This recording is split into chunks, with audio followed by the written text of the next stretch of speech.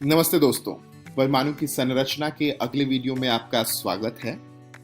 इस वीडियो में हम बोर मॉडल की चर्चा करेंगे, बोर मॉडल की शुरुआत करेंगे और इसको कई सारे वीडियोस में हम समझने की कोशिश करेंगे।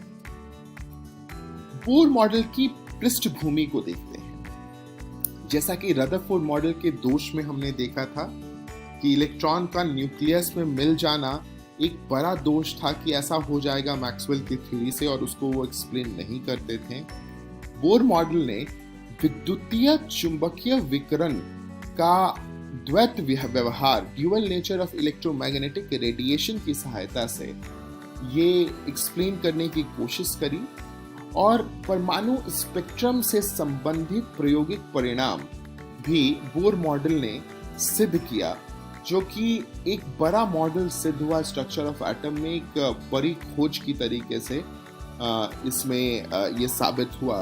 तो dual nature of electromagnetic radiation और जो एटॉमिक स्पेक्ट्रम है, परमाणु के स्पेक्ट्रम है, ये दो चीजें बोर मॉडल के मुख्य पृष्ठभूमि है। तो दोस्तों, इस पूरे मॉडल में, एटॉमिक स्ट्रक्चर मॉडल में, ये देखना जरूरी है कि जो द्वितीय, जो इलेक्ट्रोमैग्नेटिक रेडिएशन का जो वेव नेचर है, ये एक सिद्धांत मैक्सवेल आकर के दिए थे। हुक्स के आइडिया को, जो वेव नेचर को सपोर्ट करते थे, उसके बाद मैक्सवेल ने आकर के विद्युतीय चुंबकीय विकिरण का की तरंग प्रकृति, wave nature of electromagnetic radiation के बारे में हमें समझाया था कि इलेक्ट्रोमैग्नेटिक रेडिएशन क्या होता है, और इन सब के बारे में चर्चा करी थी। 1831 में माइकल फैराडे ने एक अनोखा एक्सपेरिमेंट किया, जिस एक्सपेरिमेंट में उन्होंने ये बताया कि चुंबक को अगर इलेक्ट्रिक वायर में जो कॉइल है उसके अंदर घुसाया और निकाला जाए तो उससे विद्युत उत्पन्न होता है। जैसे ही चुंबक को अंदर कॉइल के अंदर लेके जाएंगे और बाहर निकालेंगे तो विद्युत बनेगा। ये एक्सपेरिमेंट साइंस में बहुत बड़ा ब्रेक थ्रू लेकर के आया, जिससे करंट बनाया कैसे जाए ये पता चल गया था लोगों को, और उसके बाद विद्युत बनना शुरू हुआ और हर घर तक पहुंचना शुरू हुआ। आज भी कई तरीके के पावर प्लांट हैं जहां विद्युत बनता है, steam power plant, nuclear power plant, wind power plant, और उन सब में यही बेस एक्सपेरिमेंट का यूज करके करंट, इलेक्ट्रिसिटी बनाई जाती है और लोगों को घर तक पहुंचाई जाती है। मगर सवाल ये है कि क्या जब माइकल फैराडे ये एक्सपेरिमेंट कर रहे थे तो करंट जनरेट होने, इलेक्ट्रिसिटी जनरेट होने का वजह उनको पता था?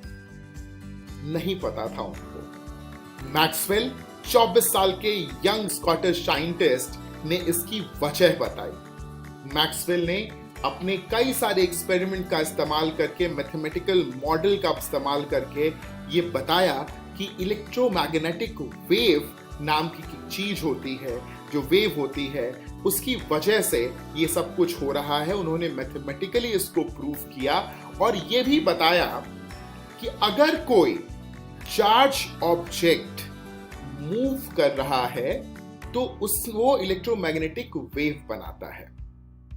आपको याद होगा, इसका जिक्र हमने रदरफोर्ड के मॉडल के बारे में भी के समय भी किया था, मैक्सवेल के एक्सपेरिमेंट के बारे में।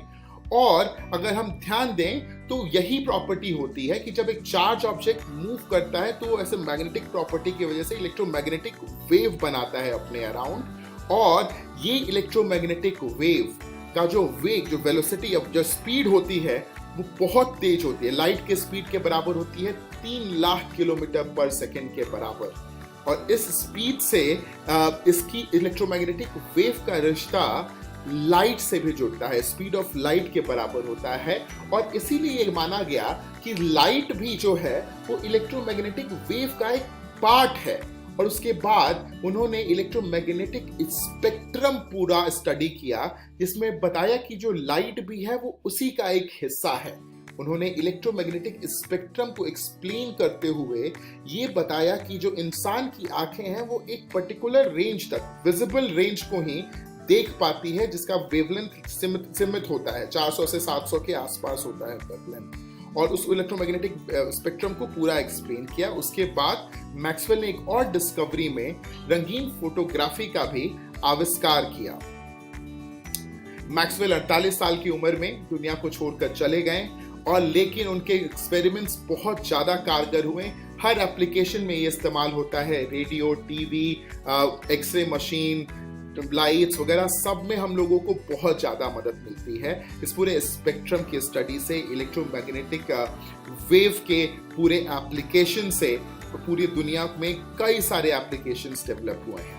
यही नहीं, इस थ्योरी का इस्तेमाल करके बहुत सारे साइंटिस्टों ने नई नई डिस्कवरी करी थी, नए नए प्रयोग किए थे और उससे नए नए रिजल्ट्स आए थे। इन सब में एक बहुत ज़रूरी और सबसे इम्पोर्टेंट जो डिस्कवरी थी वो उन्होंने किया था, जिनको हम सब लोग जानते हैं। वो डिस्कवरी आई थी आइंस्टाइन के द्वारा। आइंस्टाइन ने मैक्सवेल के इसके सारे प्रयोग को बहुत अच्छे से स्टडी किया था और उनके मैथमेटिकल मॉडल को पढ़ा था, समझा था, और उसके बाद जो आइंस्टाइन का सबसे फेमस मॉडल जो हम सब जानते हैं, E=mc², ऐसा कहा जाता है और ऐसा समझा जाता है कि इसका ये origin Maxwell equation of electromagnetic field से ही आया था, वहीं से इसकी उत्पत्ति हुई थी।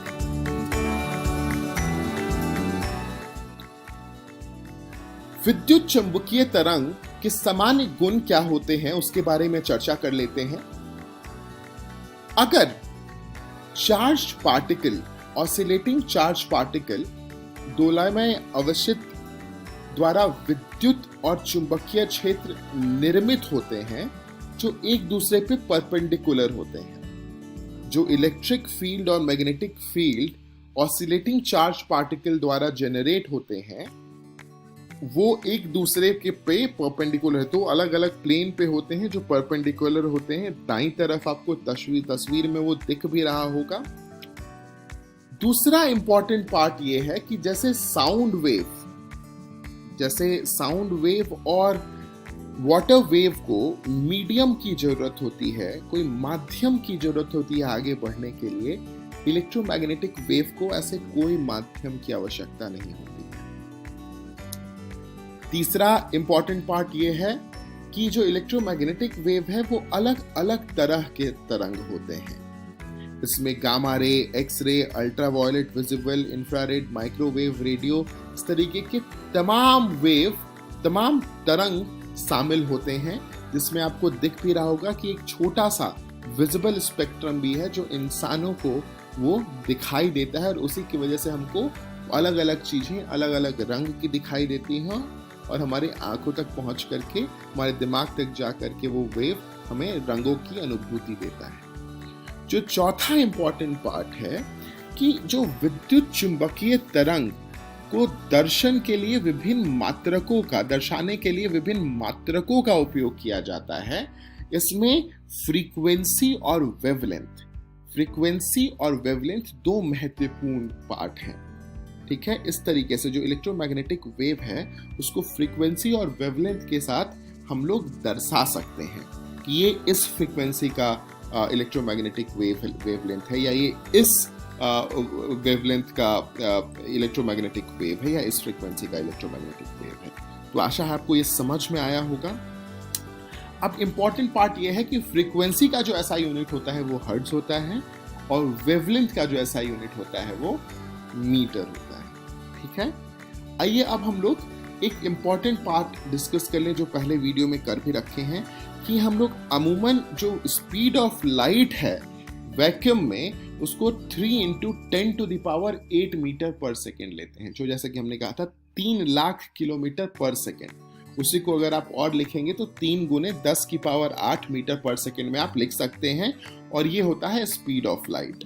ठीक है, अब speed of light in vacuum को c से रिप्रेजेंट कर रहे हैं, वेवलेंथ को लैम्डा से, फ्रीक्वेंसी को न्यू से।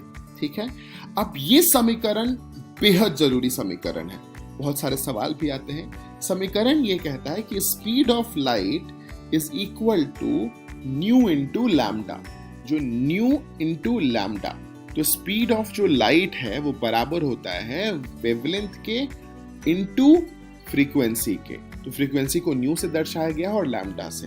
ये फॉर्मूला आप नोट जरूर करिए, बेहद इंपॉर्टेंट है, और इससे सवाल भी बहुत सारे किताब में आपके दिए गए हैं, उसको जरूर बनाइए। अब एक और नंबर हम लोग देख लेते हैं, वेव नंबर, तरंग संख्या। वो क्या होता है, वो 1 वेवलेंथ होता है, ठीक है, जिसका एसआई यूनिट मीटर -1 हो जाएगा, 1 मीटर हो जाएगा, मीटर की पावर -1 हो जाएगा, ठीक है।